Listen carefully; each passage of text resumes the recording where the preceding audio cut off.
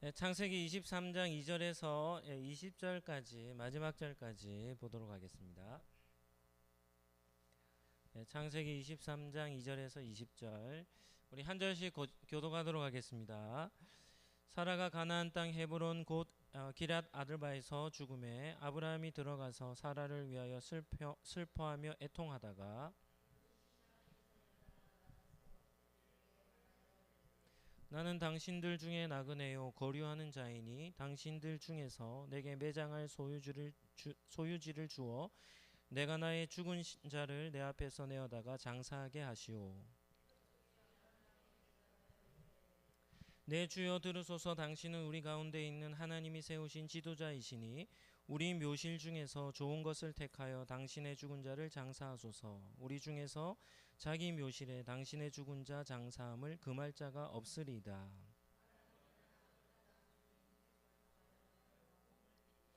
그들에게 말하여 이르되 나로 나의 죽은 자를 내 앞에서 내어다가 장사하게 하는 일이 당신들의 뜻일진데 내 말을 듣고 나를 위하여 소알의 아들 에브론에게 구하여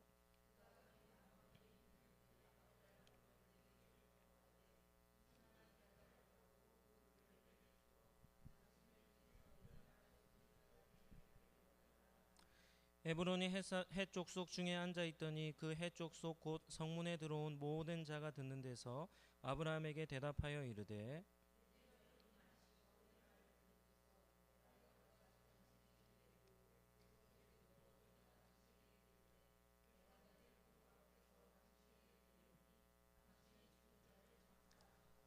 아브라함이 이에 그 땅의 백성 앞에서 몸을 굽히고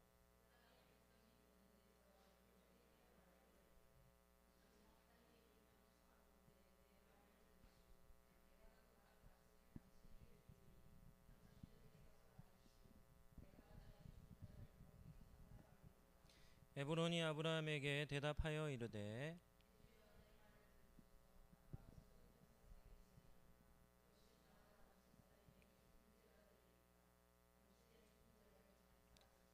아브라함이 에브론의 말을 따라 에브론이 헷 족속이 듣는 데서 말한 대로 상인이 통용하는 은 400세겔을 달아 에브론에게 주었더니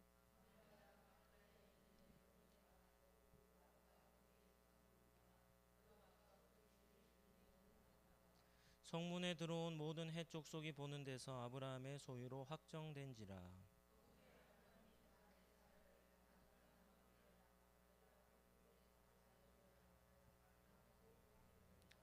같이 읽겠습니다. 이와 같이 그 밭과 거기에 속한 굴이 해 족속으로부터 아브라함이 매장할 소유지로 확정되었더라. 아멘. 예, 오늘은 창세기 23장 말씀을 가지고 사라의 장래라는 제목으로 말씀을 잠시 나누겠습니다. 한번 따라하겠습니다. 언약 백성은 약속을 따라 삽니다. 네, 오늘도 우리 기도의 자리에 오신 여러분을 축복합니다. 수요 기도에 오신 우리 성도님들에게는 한 가지 사명이 있습니다. 그게 뭔가 하면 우리가 가지고 있는 기도의 불을 다른 사람들에게 좀 붙이는 겁니다. 우리 주일날 같은 경우도 예배를 마치고 우리가 합심해서 기도할 그런 시간대, 우리 성도들과 같이 기도할 때, 그럴 때 우리 기도자들, 기도에 헌신된 자들이 예배 공동체의 기도의 분위기를 주도해야 할 줄로 믿습니다. 오늘 수요 기도에 나오신 우리 성도님들이 우리 성도들, 다른 성도들과 함께 기도할 그런 기회가 있을 때마다 여러분들이 기도의 분위기를 주도해 주시고 또 함께 기도의 불을 붙여나가는 그런 우리 기도자들이 되시기를 예수님 이름으로 축복합니다.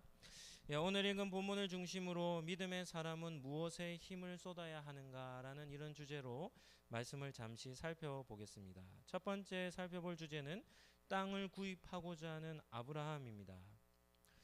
오늘 읽은 창세기 23장의 핵심 주제가 무엇인가 하면 아브라함이 아내 사라가 죽은 이후에 한 가지 매우 힘쓴 일이 있었는데 그것이 무슨 일이었습니까?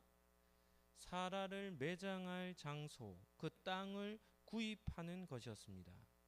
2절에 보시면 사라가 죽었을 때 아브라함은 헤브론에 있었다라고 이렇게 말하죠. 헤브론은 가나안 족속 중에 헷 족속의 땅이었습니다. 아브라함이 아내를 잃었으니까 얼마나 큰 슬픔에 잠겨 있었겠습니까? 그래서 슬퍼하며 애통하다가 정신을 차립니다. 그리고는 사라를 아내를 장례를 치러주고자 준비를 하는 것이죠. 4절을 한번 보실까요?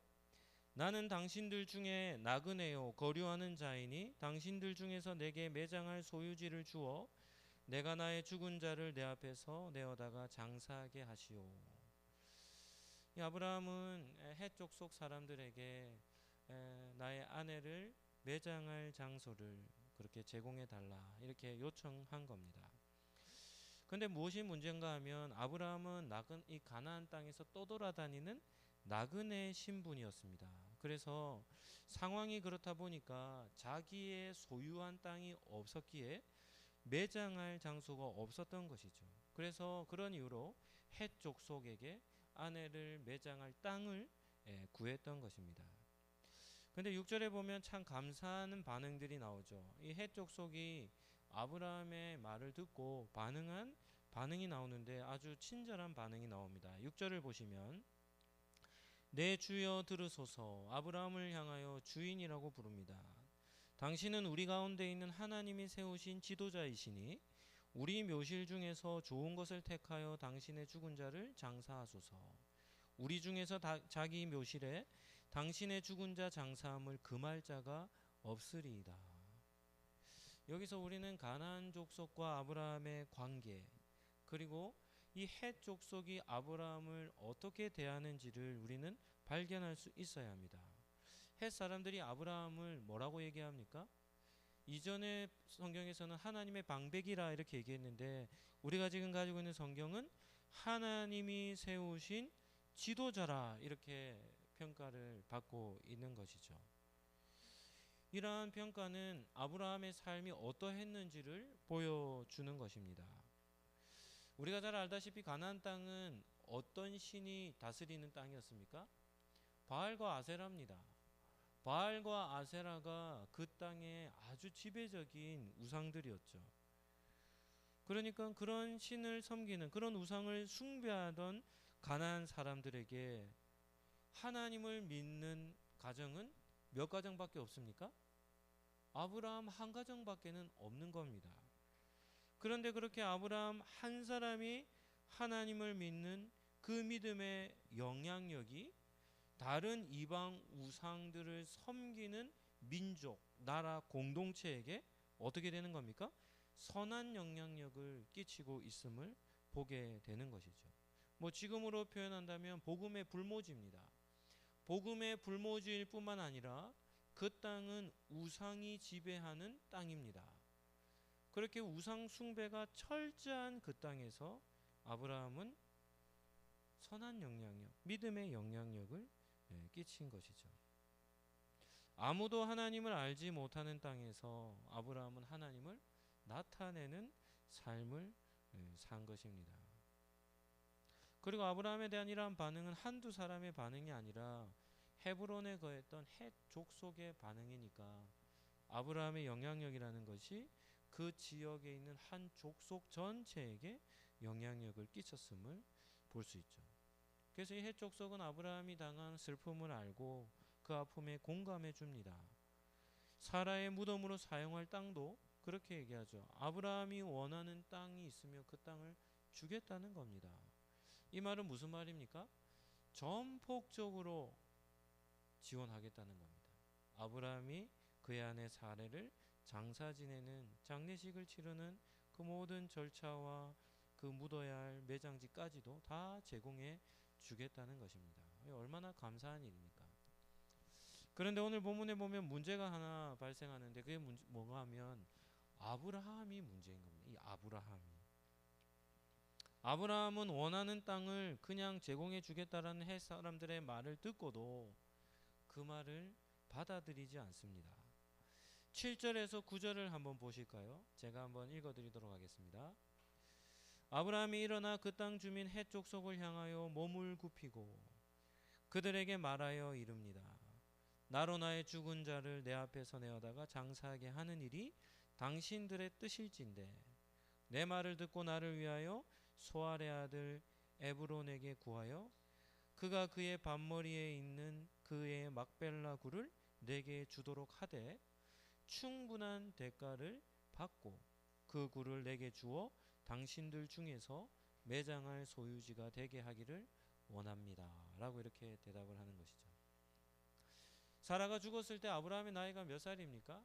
사라가 127세 죽었으니까 아브라함은 137세죠. 나이가 많습니까? 적습니까? 나이가 많습니다. 아마도 해쪽 속 사람들 공동체 가운데서도 아브라함이 제일 나이가 많은 연장자일 수도 있었을 것 같습니다.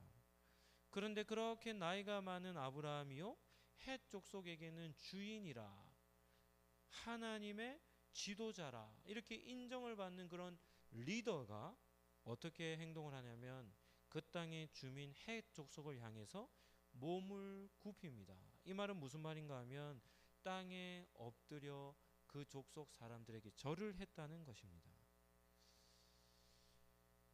주인이라 지도자라 인정을 받는 그런 아브라함이었음에도 불구하고 아브라함은 성숙한 인품을 갖춘 사람이었습니다.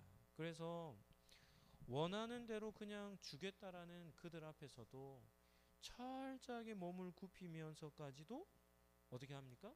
그 땅을 거저 얻지 않겠다라고 아브라함이 대답을 하는 것이죠. 그리고 오늘 본문에 보면 아브라함이 사라를 매장할 매장지를 정해놨습니까? 정해놓지 않았습니까? 이미 마음에 원하는 땅을 마음에 정해두었습니다. 소알의 아들 에브론의 땅 막벨라 굴이라고 하는 정확한 땅을, 정확한 지역을 마음에 정해두고 있었습니다. 그러면 이 햇사람들이 원하는 대로 주겠다고 했으면 그 땅을 달라고 얘기하면 될 텐데 원하는 땅이 정해져 있었음에도 불구하고 그 땅을 거저 얻지 않겠다는 겁니다. 주차, 네, 네, 네, 차량, 네, 네. 그랬더니 오늘 본문에 보면 그 땅의 주인이었던 에브론이 등장을 합니다. 10절 11절을 한번 보실까요? 에브론이 헷 족속 중에 앉아 있더니 그가 헷 족속 곧 성문에 들어온 모든 자가 듣는 데서 아브라함에게 대답하여 말합니다. 뭐 에브론도 깜짝 놀랬겠죠. 아브라함이 자기 땅을 막벨라굴을 원한다고 했으니까요. 그래서 에브론이 등장합니다. 그리고 아브라함에게 말합니다. 똑같이 말합니다. 내 주여 그리 마시고 내 말을 들으소서. 내가 그 밭을 당신에게 드리고 그 속의 굴도 내가 당신에게 드리되 내가 내 동족 앞에서 당신에게 드리오니 당신의 죽은 자를 장사하소서. 에브론 어떻게 대답합니까? 햇사람하고 똑같이 대답을 합니다. 아브라함이 원하는 그 땅, 그 밭을 주겠다는 겁니다. 굴만 주는 게 아니라 그 굴이 포함되어 속해 있는 밭까지도 주겠다는 겁니다. 그리고 어떻게 주겠다고 합니까? 내 동족 모든 사람들이 보는 앞에서 주겠다는 겁니다. 이렇게 준다는 말은 어떻게 준다는 겁니까? 공식적으로 아브라함에게 주겠다는 것이죠. 그런 말을 들었음에도 불구하고 아브라함도 동일한 태도를 취합니다. 12절에 보시면 아브라함이 이에 그의 그 땅의 백성 앞에서 어떻게 합니까?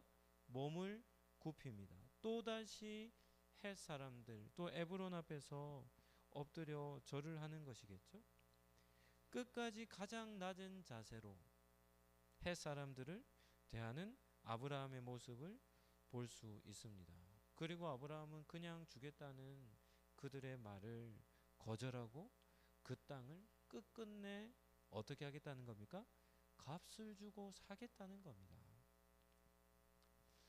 그런데 그 땅의 값이 얼마입니까? 에브론이 은 400세겔이라 이게 뭐 적은 돈이 아닙니다. 비싼 땅이죠. 은 400세겔이나 된다는 겁니다. 그랬더니 아브라함이 그 땅의 값을 듣고는 어떻게 하냐면 조금도 흥정하지 않습니다. 그대로 그 땅값을 다 지급하는 모습을 볼 수 있는 것이죠. 두 번째는 왜 아브라함은 그 땅을 구입하고자 했을까 하는 질문입니다. 아브라함은 왜 이렇게까지 사라를 장사 지낼 땅을 구매하고자 했을까요? 이 질문은 창세기 23장을 다루는 데 있어서 제일 중요한 핵심 질문입니다. 왜 창세기 저자는 여자였던 사라의 죽은 나이를 소개한 뒤에 사라가 묻힐 땅을 구입하는 내용을 한 장 분량으로 길게 기록해 두었을까 하는 겁니다. 사라의 죽음은 이렇게 정리할 수 있습니다. 한번 들어보시죠. 사라가 127세를 살았고 아브라함은 자기 아내 사라를 막벨라 굴에 장사 지냈더라. 한 몇 절 정도면 되겠습니까? 한 몇 절이면 되겠습니까? 길어도 2절이면 됩니다. 길어도 2절. 길게 적어도 2줄만 적으면 되는데 창세기 저자는 창세기 23장을 사라의 죽음과 더불어 땅을 구입하는데 20절이라고 하는 긴 내용을 기록을 하고 있는 것입니다. 이게 무엇을 뜻하는 걸까요? 분량은 무엇과 관련이 있겠습니까? 중요성과 관련이 있겠습니다. 중요성과. 네. 잘 기억하고 계시네요. 사라의 죽음과 사라가 묻히는 땅은 어떻다는 겁니까? 창세기 저자의 관점으로 볼 때 그 일, 그 사건은 어떤 사건이라고요? 너무나도 중요한 사건이라는 겁니다. 어떻게 보면 생략할 수 없는 사건이라는 겁니다. 아브라함이 그토록 그 땅을 구입하고자 했던 이유를 한 2가지 정도로 정리할 수 있는데요. 첫 번째는 아브라함이 하나님의 약속을 붙들었기 때문입니다. 하나님이 아브라함에게 하신 약속은 3가지입니다. 어떤 약속입니까? 하나님 나라에 대한 약속입니다. 하나님 나라에 대한 약속. 첫 번째는 주권과 관련되겠죠. 내가 너의 하나님이 될 것이다. 이 주권입니다. 내가 너의 왕이 되겠다는 겁니다. 두 번째는 내가 너로 인하여 큰 민족을 이루겠다. 무슨 약속입니까? 백성의 약속이죠. 그리고 또 한 가지 약속을 하는데 어떻게 약속하냐면 창세기 17장 8절 말씀입니다. 이 본문은 중요한 말씀이니까 우리 같이 한번 읽도록 하겠습니다. 내가 너와 내 후손에게 내가 거류하는 이 땅 곧 가나안 온 땅을 주어 영원한 기업이 되게 하고 나는 그들의 하나님이 되리라 라는 겁니다. 세 번째, 무엇과 관련된 약속을 주십니까? 땅과 관련된 약속을 주시는 것이죠. 하나님께서는 아브라함에게 지금 나그네로 거류하고 있는 이 땅을 아브라함과 그의 후손에게 영원한 기업으로 주시겠다고 약속을 하셨습니다. 그래서 그 땅을 소유하기 위해서는 반드시 어떤 과정을 거쳐야겠습니까? 공식적인 절차를 통해 정당한 대가를 지불하고 어떻게 하는 겁니까? 그 땅을 사서 소유를 하는 것입니다. 얻은 땅과 값을 지불한 땅은 좀 다르겠죠? 그 땅을 구입하고 나면 그 땅의 주인은 누가 되는 겁니까? 산 사람이 되는 것이 아니겠습니까? 에브론의 밭과 막벨라 굴은 헷 사람의 땅이 아닌 그 땅의 값을 지불했다면 아브라함의 소유가 되는 것이죠. 한 목사님은 이 본문을 이렇게 해석했습니다. 한번 들어보시죠. 산 사람이 누운 땅은 오늘은 누운 사람의 것이지만 내일은 다른 사람의 땅이 될 수 있습니다. 뭐 그럴 수 있겠죠. 우리가 지금 누워서 자는 그 집도 뭐 내일은 다른 사람이 주인이 될 수 있겠죠. 그러나 죽은 사람이 누운 땅은 언제까지나 누운 자의 것이라는 겁니다. 누운 자, 죽은 자가 누워있는 그 땅은 언제까지나 죽은 자가 머물러 있어야 될 땅이 되어야 한다는 것이죠. 당연하지 않겠습니까? 만약 남의 땅에 장사 지냈다가 주인이 와서 무덤을 다시금 내 땅에서 없애라 이렇게 하면 어떻게 되겠습니까? 그 묻혀 있었던 그 시체와 이런 그 모든 과정들이 다 그 땅에서 쫓겨나지 않겠습니까? 그러나 그 땅의 주인이 된다면 영원토록 그 땅 가운데 묻힐 수 있는 것이죠. 그래서 아브라함은 그 땅을 하나님께서 약속으로 주셨기에 그 땅을 사고자 했던 것입니다. 두 번째는 후손들에게 돌아올 본향을 제공해 주기 위해서입니다. 우리나라에는 선산이라는 개념이 있습니다. 선산. 선산은 어떤 산입니까? 조상들의 무덤이 있는 산을 선산이라 하죠. 그러니까 그곳이 조상들로부터 지금 계속해서 내려오는 유산으로 물려지는 땅이라는 뜻이 아니겠습니까? 지금은 장례 문화가 이 매장 문화가 아니고 화장 문화로 좀 바뀌었습니다. 그런데 얼마 전까지만 해도 대부분 매장을 했죠. 그래서 땅을 물려받은 사람은 그 땅을 잘 관리해야 할 뿐 아니라 그 땅을 보존해야 하고, 그리고 그 사람의 가정과 가문과 후손들은 그 조상들 선조들 곁에 묻히는 것이 당연한 그런 장례 문화죠.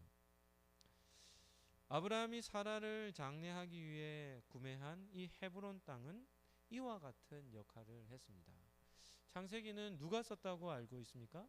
모세가 썼다고 알고 있죠. 모세 시대에서 보면 창세기는 과거입니까? 현재입니까? 미래입니까? 과거입니다. 오래된 과거죠. 그런데 그런 과거의 입장에서 지금 모세와 이스라엘 백성들은 어디를 향해 가고 있습니까? 어디를 향해 가고 있습니까? 약속의 땅인 가나안 땅을 향해 가고 있는 겁니다. 그런데 그 땅이 아브라함이 나그네로서만 살다가 죽은 땅이라고 한다면 그 땅은 선조의 땅이라 할 수 없겠죠. 그러니까 지금 있는 모세와 이스라엘 백성들이 가나안 땅을 향해 갈 때 그 땅은 우리 선조의 땅이다라고 하여 후손들이 돌아올 본향, 그 본향을 제공해 주고자 한 것입니다. 이 막벨라 굴은 가장 먼저는 사라가 묻히고, 그 다음에 누가 묻힙니까? 아브라함이 묻히고, 그 다음에는 이삭과 리브가가 묻히고, 그 다음에는 야곱과 레아가 묻힙니다. 그리고 마지막에 성경을 보면 누가 마지막에 묻히냐면 요셉이 그 땅에 묻힙니다. 요셉이. 우리는 요셉을 어떤 사람이라고 알고 있습니까? 요셉이 자기가 꾼 꿈을 형님들에게 말하니까 형님들이 요셉을 향하여 이렇게 얘기합니다. 요셉이 오는 걸 보고는 뭐라고 얘기하죠? 꿈꾸는 자가 오는도다. 형님들이 요셉을 꿈꾸는 자라 얘기했죠. 요셉은 꿈이라는 주제가 그 인생의 핵심입니다. 그런데 요셉의 꿈은 살아있을 때만 요셉은 꿈꾼 사람이 아닙니다. 요셉은 뭐 할 때도 꿈을 꿨을까요? 죽는 순간에도 꿈을 꿨습니다. 그는 자신의 후대들에게 뭐라고 얘기했습니까? 하나님께서 반드시 때가 되면 너희들을 내 선조의 땅으로 되돌아 가게 하실 것이다. 그때 누구의 뼈도요? 내 뼈도 뭐 하라는 겁니까? 애굽 땅에 묻어두지 말고 어떻게 해요? 가지고 가서 약속의 땅, 내 선조의 땅에 묻어달라. 이렇게 얘기하는 겁니다. 그러니까 요셉은 뭐 하면서 죽은 사람입니까? 자신이 어디에 묻힐 것을요? 약속의 땅에 묻힐 것을 뭐 하면서 죽은 사람입니까? 꿈꾸면서 죽었던 사람입니다. 이 요셉입니다. 그래서 모세와 이스라엘 백성들이 가나안 이 애굽에서 나올 때 성경은 기록을 하죠. 누구의 뼈를요? 요셉의 뼈를 들고 어디로 갑니까? 가나안 땅으로 향하는데 모세와 이스라엘 백성들은 누구의 꿈을 따라 가는 겁니까? 요셉의 꿈을 따라 자신들의 선조의 땅이었던 약속의 땅인 가나안 땅 본향으로 향하는 것을 볼 수 있는 것이죠. 아브라함이 자신의 아내 사라의 매장지로 헤브론 땅 막벨라굴을 구입했지만 이것은 단지 사라를 장사 지내고자 하는 매장지로서의 역할만 한 것이 아니라 어떤 역할도 한 겁니까? 이스라엘 백성이 다시금 돌아와야 할 본향으로서의 자리매김을 하기 때문에 아주 중요한 사건이 된 것입니다. 창세기 15장 13절에서 16절 말씀입니다. 제가 한번 읽어드리도록 하겠습니다. 여호와께서 아브라함에게 이르시되 너는 반드시 알라. 내 자손이 이방에서 객이 되어 그들을 섬기겠고 그들은 400년 동안 내 자손을 괴롭히리니 그들이 섬기는 나라를 내가 징벌할지며 그 위에 내 자손이 큰 재물을 이끌고 나오리라. 너는 장수하다가 평안히 조상에게로 돌아가 장사될 것이요 내 자손은 4대 만에 어디로요?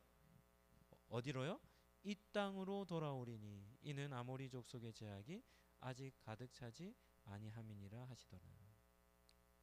하나님은 창세기 15장에 아브라함과 헤브론 언약을 맺으실 때 아브라함의 후손들이 400년이 지나고 애굽에서 4대 만에 가나안 땅으로 돌아올 것이다 라고 말씀하셨습니다.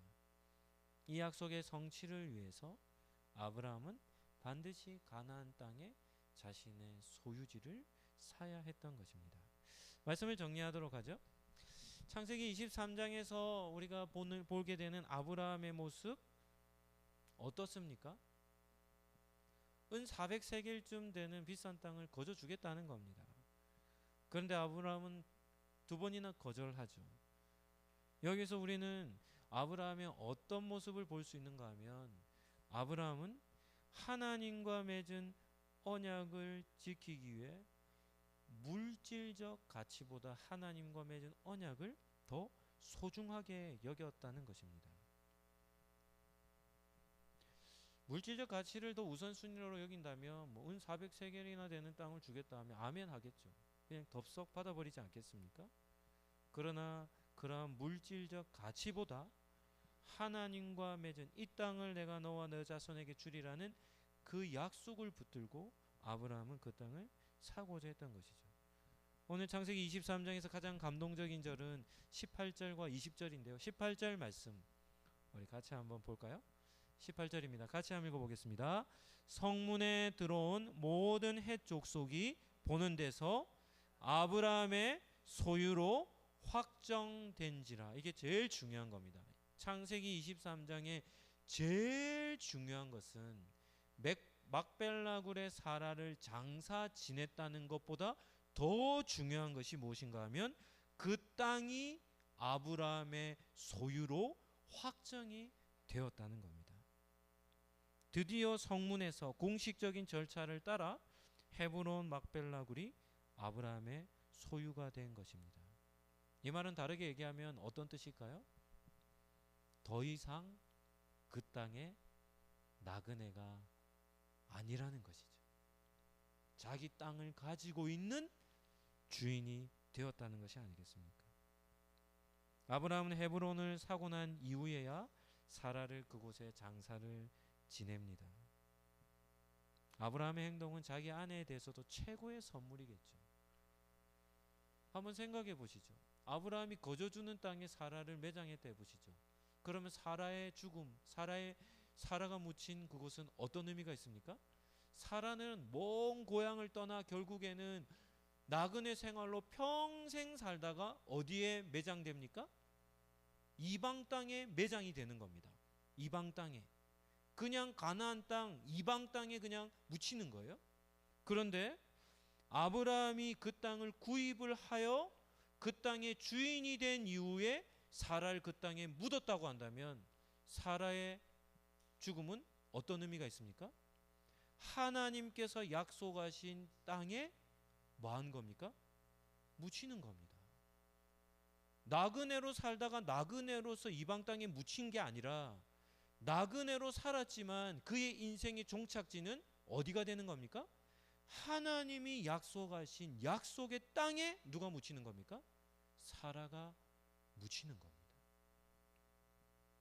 이것은 아브라함이 사라에게 해줄 수 있는 가장 큰 선물이 아니겠습니까? 약속의 땅에 묻혔다는 것은 어떤 의미입니까? 그가 하나님 나라의 백성됨을 증거하는 것이 아니겠습니까? 모든 믿는 그의 후대들에게 믿음의 어미로 약속의 땅에 묻힌 제1세대가 됨을 뜻하는 것이 아니겠습니까?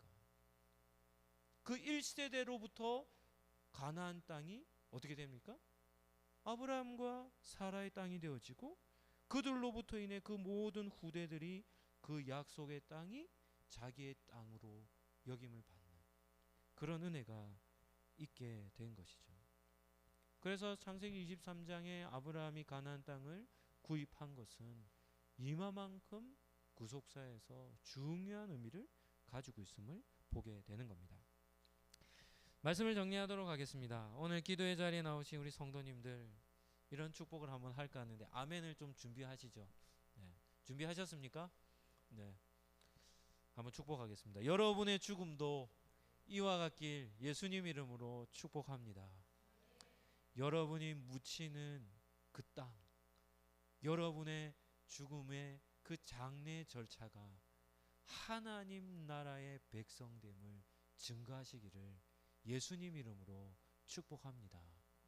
성도는 죽을 때에도 메시지를 전하며 죽는 사람들인 줄로 믿습니다. 기독교 장례식에 가면 다 뭐합니까? 천국 복음을 전합니다. 이 사람은 예수 그리스도를 믿은 사람으로 인간적인 육신의 헤어짐에 대한 슬픔은 있지만 앞으로 다시 만날 일이 있습니까? 없습니까? 있습니다. 죽음까지도 무엇을 전하는 겁니까? 복음을 전하는 그런 삶이 바로 살아가 죽은 삶의 모습입니다. 여러분의 삶도 이 땅에서 살아가는 삶뿐만이 아니라 마지막 죽는 그 순간까지도 예수 그리스도에 대한 복음, 구원자가 되시는 복음, 천국에 대한 복음을 전하시며 이 땅을 살아가시기를 예수 그리스도의 이름으로 축복합니다. 한번 따라하겠습니다. 언약 백성은 약속을 따라 살고 약속을 따라 죽습니다. 아멘. 그와 같은 해가 있기를 축복합니다. 우리 함께